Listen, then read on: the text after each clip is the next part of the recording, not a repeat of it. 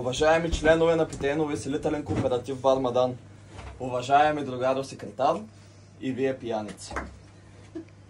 Днес, в навечерието на Нова година, ние се събираме да отчетем великия път, който извървяхме рамо до рамо, с чаша в ръка и вяра в бъдещето на нашата велика организация. Позволете ми да ви припомня някои от най-светлите мигове в нашата пиянска и увеселителна дейност, с които вече пишем история. Първо, нека отдадем почет на легендарното ни основаване на 3 май тази година в The Point Bar Търговище, когато ние малка, но сплотена група другари положихме здравите основи на нашия ПУК Бар Мадан.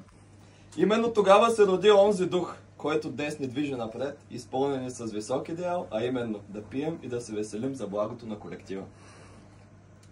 След това дойде знаменитият концерт в Ливърпул. Незабравим миг на радост и възторг, в който нашата кооперативна делегация въодушевено вдигаше на здравето си под ритмите на великата музика на Клептън.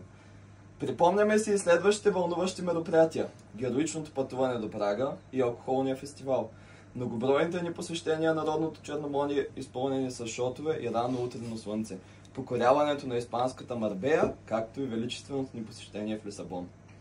На всички тези фронтове другарите от ПУК Бар Мадан доказаха, че могат да издържат на всякакви предизвикателства, стига да имат студена бира и топъл ентусиазъм.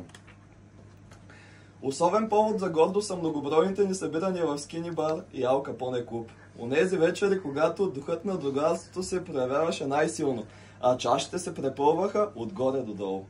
Вярвам, че всяко излизане, дори само за побира, е не просто някакъв битовизъм, а урок по солидарност, другарство и поддържане на взаимопомощ. С гордо вдигната глава мога да заявя: пътят към успеха минава през кръчмите.